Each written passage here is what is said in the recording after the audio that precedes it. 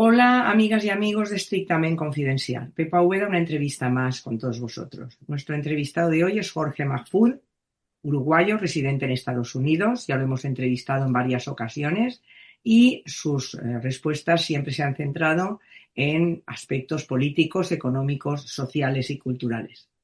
Acerca de él tenéis mucha información, no solo en iVoox y Spotify, en mis grabaciones, sino también lo podéis encontrar en Internet.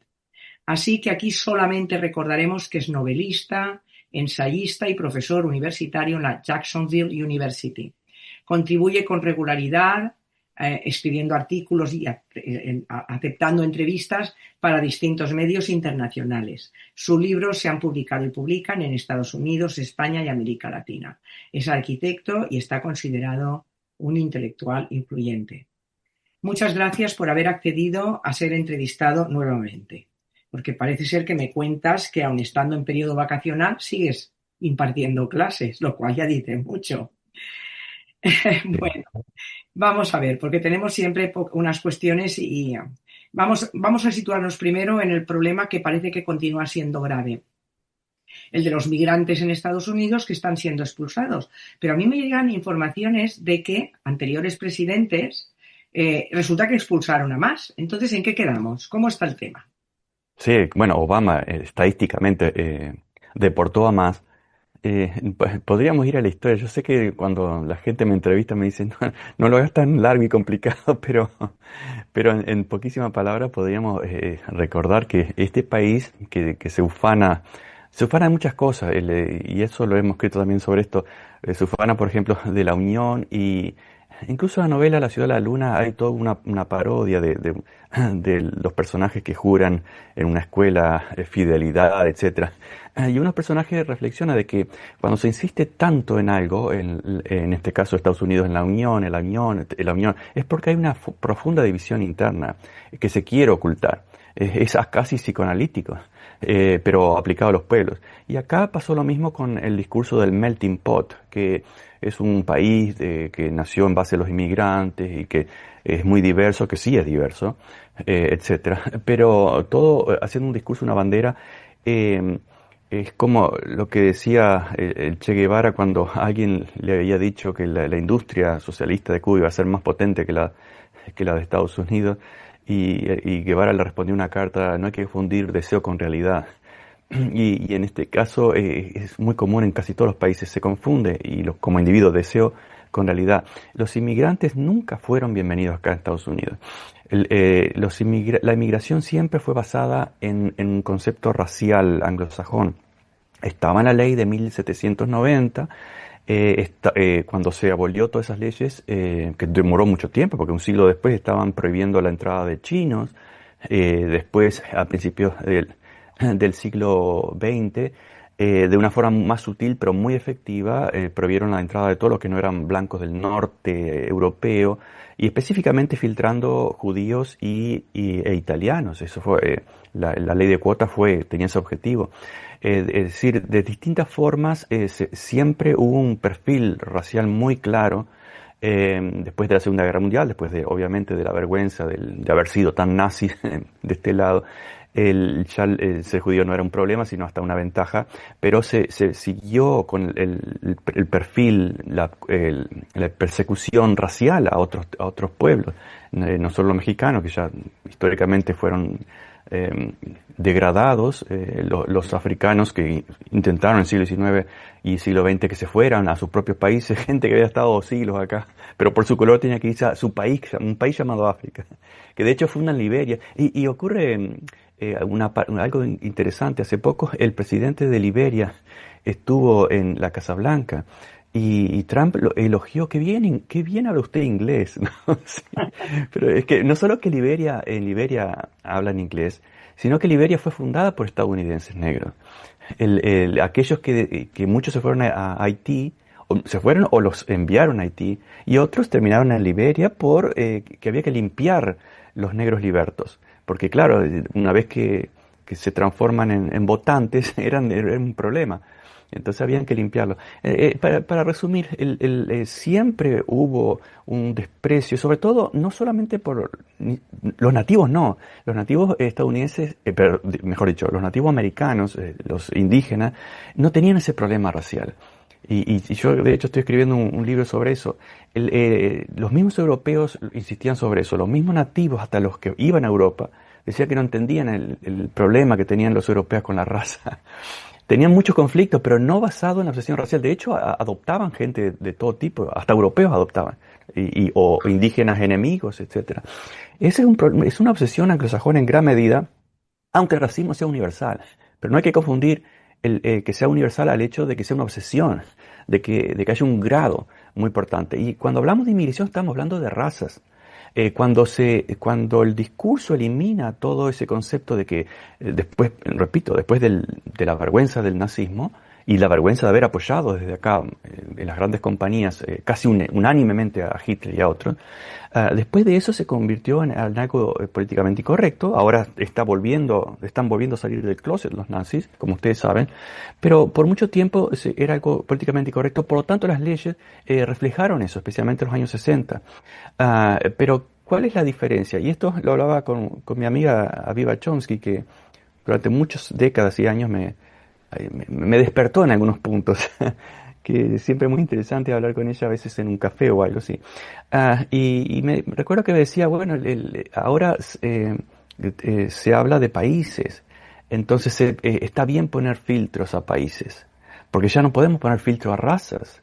Y ustedes habrán visto, recuerdan, hace la primera presidencia de Trump puso prohibiciones de inmigración de países y filtros de países. Claro, los mexicanos la mayoría son mestizos o indígenas o no blancos caucásicos. Los africanos, digamos del Congo, la mayoría son negros. Entonces, claro, vamos a decir que es un problema de nacionalidad, o incluso hasta de religión, que también sería políticamente incorrecto.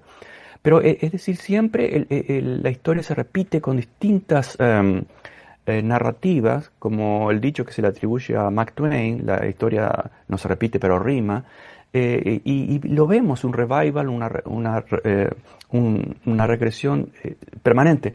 Y como bien decía al principio de tu pregunta, sí hubo otros presidentes como Obama que aplicaron eso. Incluso yo recuerdo que hubo una crisis en la frontera durante la presidencia de Obama y había niños, por ejemplo, guatemaltecos.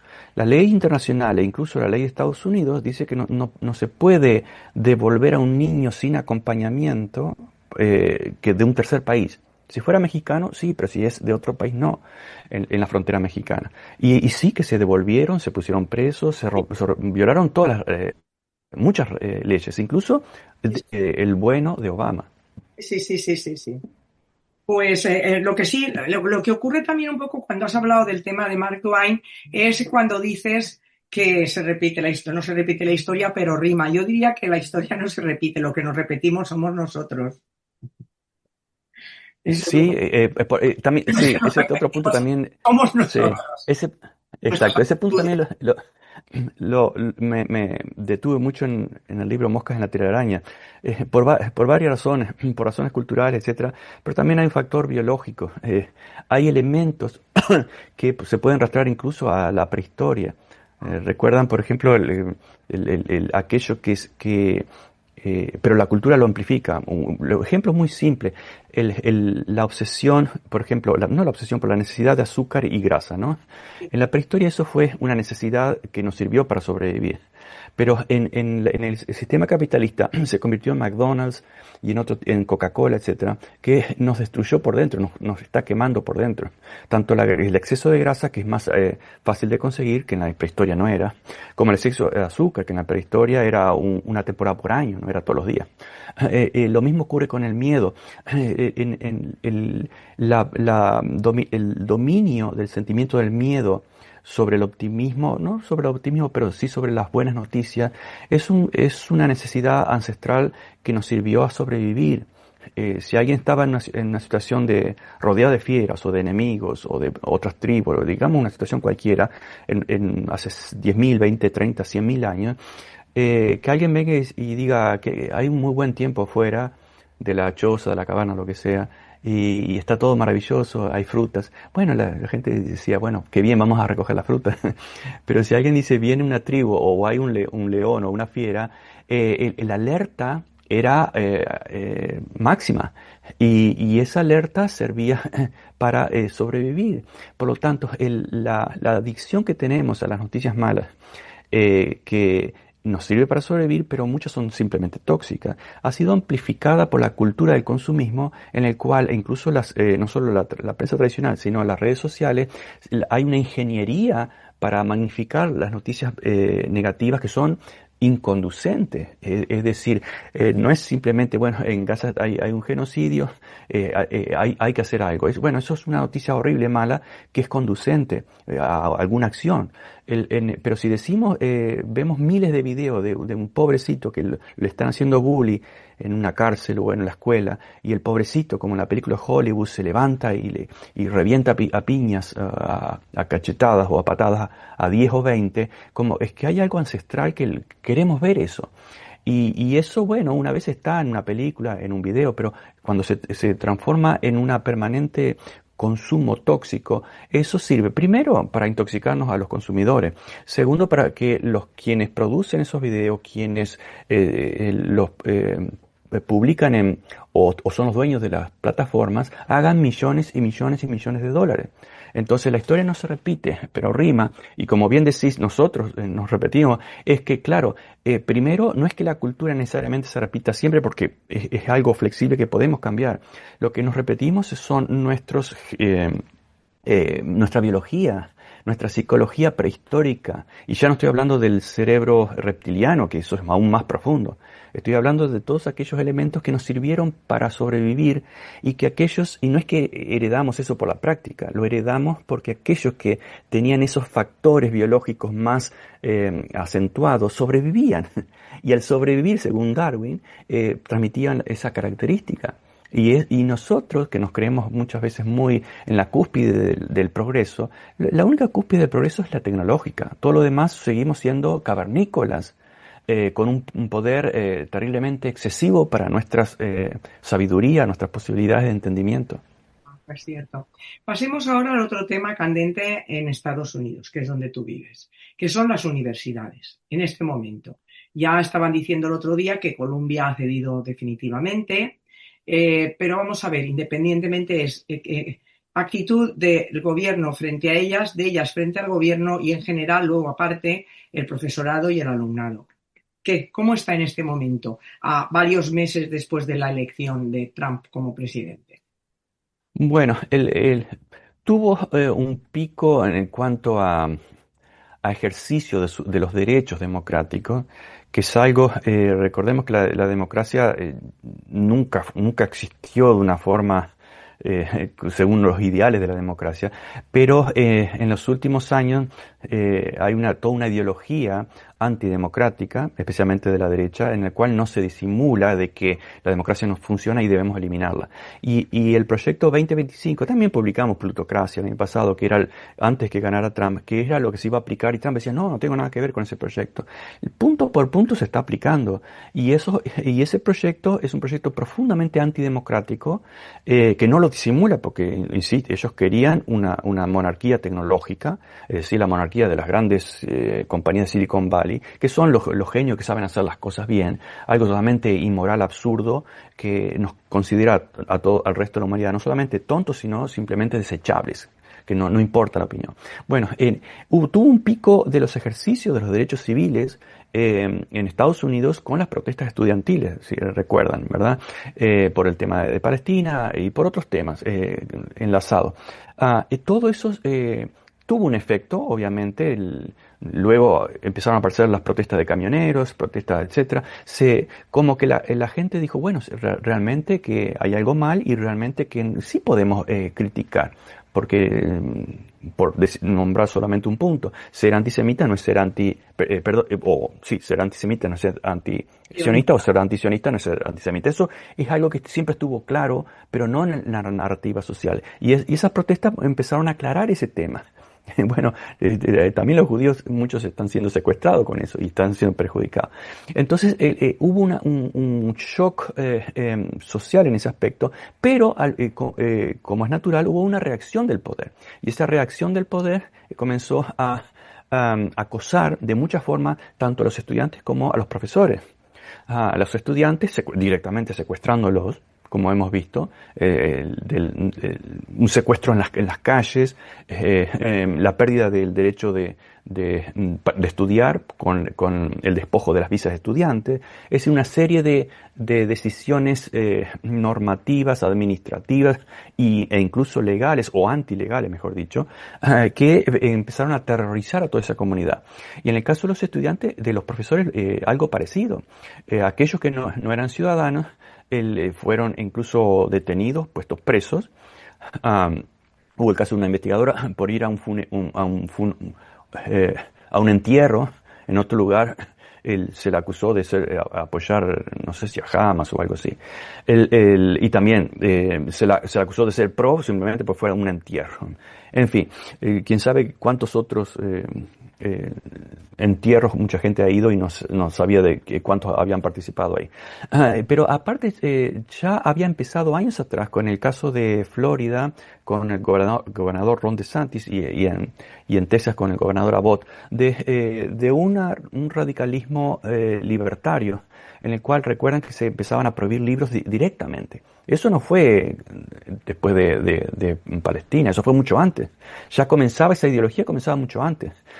Y nosotros recibimos, incluso por el tema de Palestina, email diciendo, no, aquellos que usen determinadas palabras en sus sílabos o sílabi, vamos a revisarlo. Es decir, un Estado totalmente fascista, en el cual hay temas que se pueden estudiar o no. Incluso podemos entender que eso era se volvió una práctica común en la secundaria, en el cual no se podía revisar la historia de la esclavitud porque eso molestaba a los blancos jóvenes. No se podía decir la palabra gay porque eso podía inducir a la homosexualidad.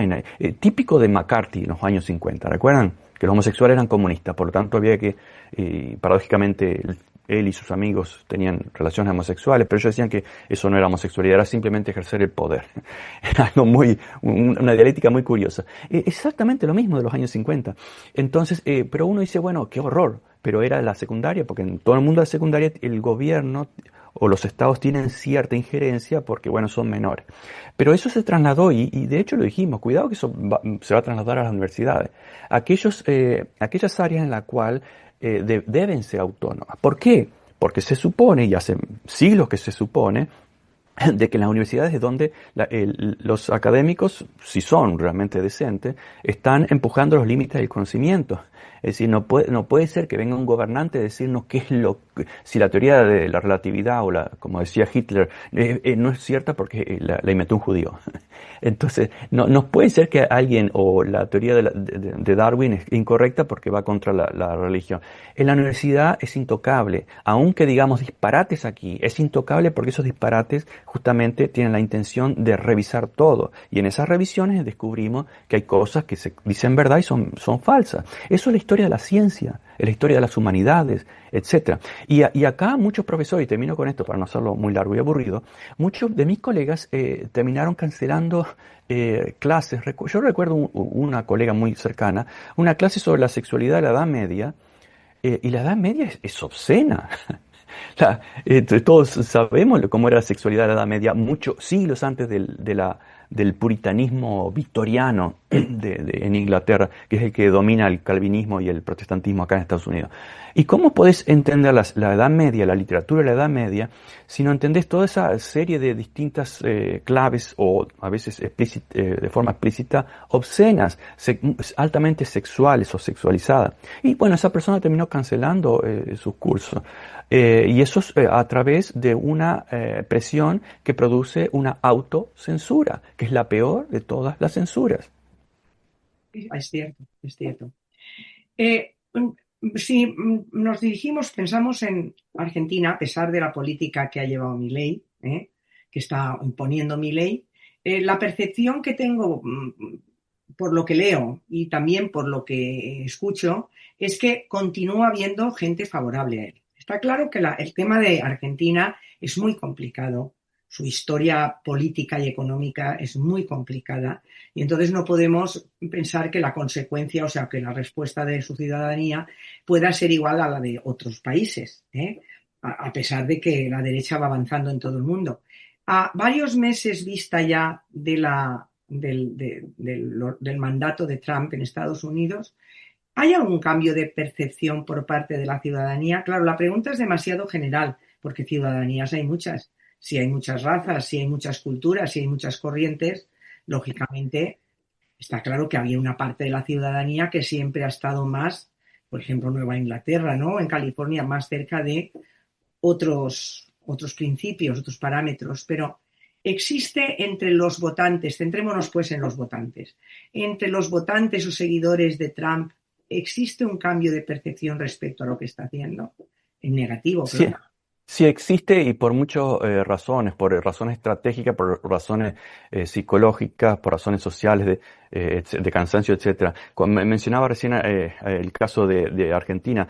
Argentina, antes de que ganara Milei, antes de que fuera un candidato serio a ganar las elecciones, publicamos en página 12 varias contratapas diciendo que cuidado que lo que vemos en el discurso argentino, en el discurso, en la discusión argentina, hay una práctica que ya se empleó muchas veces antes de ingeniería electoral.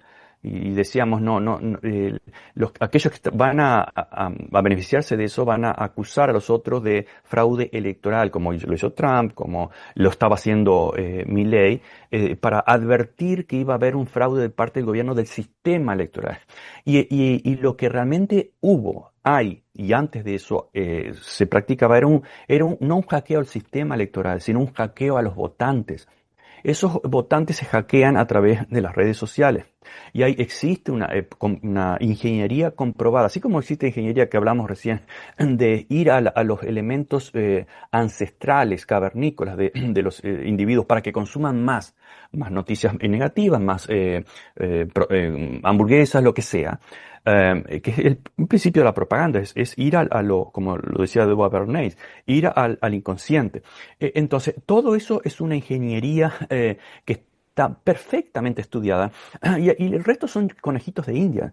Ahora, ¿qué pasa en Argentina? Bueno, Argentina es cierto, decís una historia muy complicada, como todos los países complicados, pero la característica argentina es que es muy italiana también. Por lo tanto, incluso se ven los hinchas de fútbol. Algunos se mueren del corazón mirando la televisión. Es muy pasional. No es que sea malo porque la pasión es buena, pero el problema es dónde metemos esa pasión, ¿no? Entonces es muy visceral, muy pasional. Y eso se refleja en la política también. Desde el punto de vista cultural. Ahora, desde el punto de vista estratégico, me parece a mí que Argentina está en ese momento en el cual existe un grupo, podemos decir, evangelizado, no desde el punto de vista religioso, sino desde el punto de vista político, que se vuelve aún más sólido a medida que encuentra un adversario. Y acá aparece la psicología del adversario. ¿Recuerdan cuando un niño, los niños, no muy chicos, pero los niños que todavía no son adolescentes, o incluso los adolescentes, si les dices algo va a decir lo contrario, por naturaleza. Entonces, como decía en Uruguay, a los locos hay que correrlo para donde disparan, ¿no? Y en política ocurre algo semejante, pero de otra forma. En Argentina todavía existe esa disputa. Entonces, como decía Ortega y Gasset, en una discusión de la discusión no surge la luz, surge el amor propio. Y eso pasa en política. Ahora, ¿qué pasa en Estados Unidos? En este momento está pasando lo contrario desde el punto de vista del discurso electoral.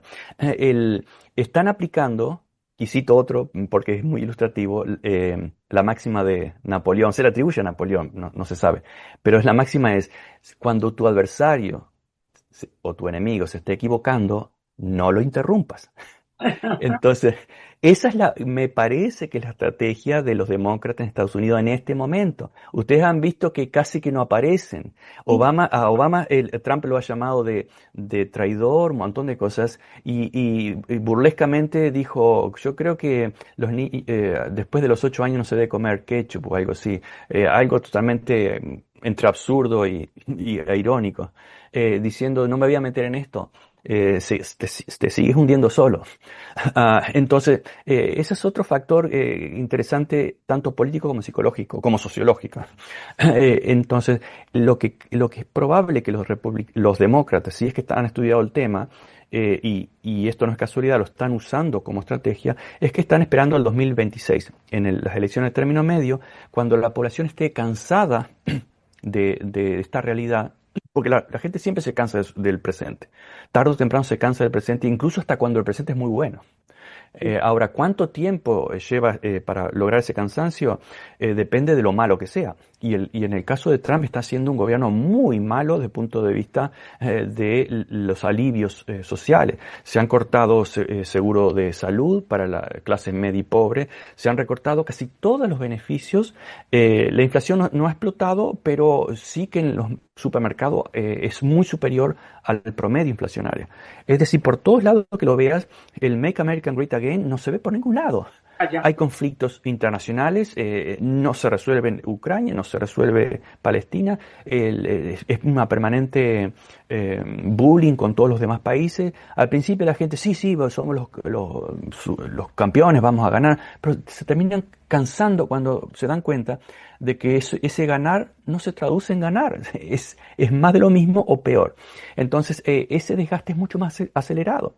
Tal vez lleve en 2 años el Parlamento esté en manos de los demócratas, que es más o menos lo mismo que el republicano, pero sin Trump sería, o con un Trump en impeachment, en un alto riesgo de impeachment, dependiendo de las mayorías que logren los demócratas en el 2026. Creo que ese es el objetivo. Entonces, sí, la gente se está cansando, e incluso los republicanos, que esto es como la alergia, ¿no? Cuando no hay un ataque exterior, los anticuerpos humanos atacan al mismo cuerpo.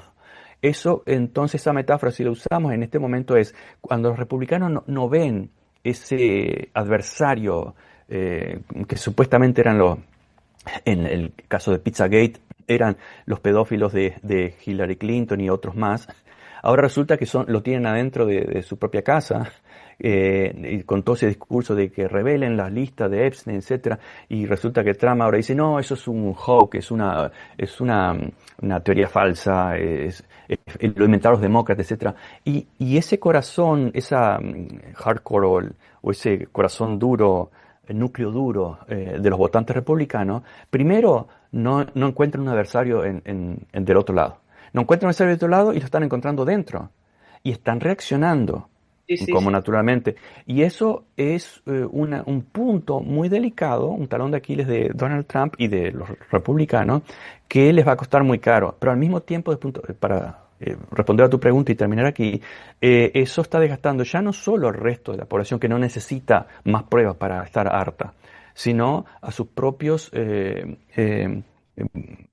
partidarios más religiosos o más acríticos de Trump y del grupo ultraconservador. Entonces sí que en eso hay un cambio muy importante si lo comparamos en los últimos 10 años. Sí, de todas maneras, yo sí que te podría decir que, por ejemplo, en España se ha dado el caso de gobiernos incluso corruptos que han aguantado no 10 ni sino 15 años, o sea, pero varias legislaturas. Es triste, pero Mm. es cierto. No sé si será. En muchas partes del mundo. Sí, lo que ocurre quizás también es que en Estados Unidos lo está haciendo tan mal, que entonces están cansando antes, que esa es la ventaja que tenéis. Yo quería hacerte Claro, ya solo 9 minutos, pero yo quería hacerte dos preguntas. Una sería breve porque luego te quiero preguntar otra que es la más así impactante en mi opinión. La convivencia que existe entre la política presidencial, la local y la federal o estatal en tu país. bueno, De, el independentismo, por usar un término español, surge prácticamente con el nacimiento de Estados Unidos. Por algo son las 13 colonias, los Estados Unidos. No era un país, eran estados independientes. Pero al mismo tiempo, yo lo conecté con la nobleza española, luego de la Edad Media, que se reconvierte en el capitalismo. Pero en Estados Unidos también eran los pro esclavistas. porque ese independentismo le daba la libertad de dictar sus propias leyes humanas directamente, es decir, si eran esclavistas o no. Por lo tanto, hay una fuerte cultura todavía de la independencia de los estados, etcétera. Pero al mismo tiempo, esos mismos radicales son muy federalistas cuando se trata de la represión. Es decir, de la policía represiva interna y de los militares represivos exteriores. O sea, que hay una especie de contradicción, pero al mismo tiempo no es una contradicción, sino que se complementan las dos ideologías aparentemente contradictorias. Por lo tanto, estamos viendo un Estado profundamente más radicalmente represivo. Vimos las redadas del ICE o de las policías militarizadas contra los que protestan, contra los inmigrantes, etcétera. Es una casa de débiles típica del fascismo. Y eso es siempre centralizado. Pero al mismo tiempo se continúa la tradición de la independencia de los estados para acá que hacemos lo que queremos según nuestras tradiciones. Que básicamente en este momento las más incuestionables en términos legislativos son los conservadores, que pueden romper las leyes que se les antoje y no pasa nada. Y estoy hablando de los estados del sur sobre todo. Mm. Ahora yo quisiera, la última pregunta es, yo el otro día escribía un artículo en el que hablaba del suicidio de la socialdemocracia. Socialdemocracia se aprovechó del marxismo, le vino muy bien, pero luego lo rechazaba, como rechazó el comunismo. Bueno, para qué hablar del anarquismo, es muchísimo menos. Pero ahora resulta que las tornas desde la crisis del 2008 se les han puesto en contra y entonces han terminado siendo socialistas para los ricos y austericidas para los pobres. ¿Dónde está la izquierda mundial? Porque se pegan entre ellos. ¿Dónde está la izquierda mundial? Y ahí incluyo luego también a la estadounidense, que entre en la Bueno, misma. sí, se ha ido suicidando. Recordemos que las izquierdas en el mundo no se derrotan en el campo de batalla dialéctico, se suicidan. Y parte de ese suicidio, por ejemplo, en los 90 especialmente, cayó el muro de Berlín, ya no existe comunismo, y vamos para otro lado. Pero es que la Unión Soviética se suicidó. ¿Por qué Cuba o China acá no estoy dando un discurso a favor del comunismo o lo que sea. Estoy tratando de ser objetivo. La Unión Soviética tenía un sistema social mucho mejor y la mayoría de los soviéticos, los habitantes soviéticos no querían que se disolviera en el 89-90, no querían. Y luego, claro, se vendió todo. Eso fue una estrategia del neoliberalismo que ya se puso en práctica en Chile con la imposición de la dictadura de Pinochet, luego se importó por Margaret Thatcher y Ronald Reagan, todo a base de propaganda, todo a base de dinero fácil, de impresión fácil, tanto luego se fue desparramando a Europa, pero ese fue el núcleo. Y parte como mismo Karl Marx lo decía, ¿no? Parte de la sobrevivencia de eso era expandir el ejército de reserva, los mercados, y una forma era que se suicidara la Unión Soviética, por ejemplo, que era un dominó, cayeron otros países, pero también cayeron otros grupos que lo apoyaban. Entonces, sin decir que la Unión Soviética no tenía pecados, sí tenía, como todos países, tenía muchos pecados, pero no era el desastre mundial. Y si hubiese querido mantenerse, se hubiese mantenido perfectamente, porque vean el caso de Cuba, en el caso más bloqueado, en el caso de mayor miseria propia o infligida, sobrevivió como régimen. Entonces, mucho más fácil le hubiera resultado a la Unión Soviética. Pero entonces fue un suicidio y el resto de la izquierda también se suicidaron.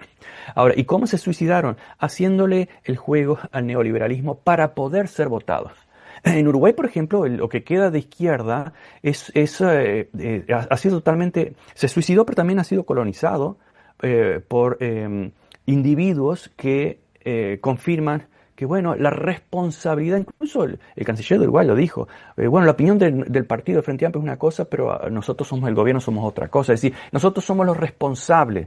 Es como dijo Nixon de los chilenos, no vamos a aceptar que los chilenos sean irresponsables votando a un socialista. Es decir, el concepto de responsabilidad no es pragmatismo, es idealismo de los ricos, el idealismo de los que tienen el poder Yo, me parece muy mediático. importante lo que has dicho, muy importante, pero como has dicho tantas cosas, quiero remacharlo. Se suicidaron porque en el fondo lo que querían era que les votaran. Es decir, lo que Exacto. hicieron fue dimitir de su labor de defensa, de ayuda al explotado, que ese es el objetivo más importante de la izquierda. Claro, No quiero votantes. Y ahí entraría quizás esas políticas relativas de, que yo no estoy en absoluto en contra, del género, feminismo, etcétera. Es decir, como necesito votantes, me voy a inclinar a eso. Y se olvidan de que el objetivo es el otro, ¿no? Claro, bueno, ese fue uno de los grandes elementos. El feminismo, todo eso, fueron fuertes movimientos humanistas desde siglos atrás. No es que sea de ahora, del woke, eso lleva como ideología bien elaborada ya desde el siglo XIX, estaba muy maduro. Es un gran movimiento humanista. Lo que pasa es que también lo secuestraron, lo vulgarizaron. Lo mismo el antirracismo. Lo llevaron a un problema de, no digas esta palabra, no digas la otra, etc. Un tema de sensibilidades. Eso fue parte del marketing. Es decir, esa gente no va a votar. Los demócratas lo hicieron. Pero ¿qué pasa? Mientras tanto, y acá viene un punto que vos dijiste, lo hicieron para ser votado. Pero no porque la población estaba convencida de eso, sino porque no podían ser no votados si no complacían al poder. A ese poder que domina los medios, poder que domina la finanza, poder que domina la política internacional.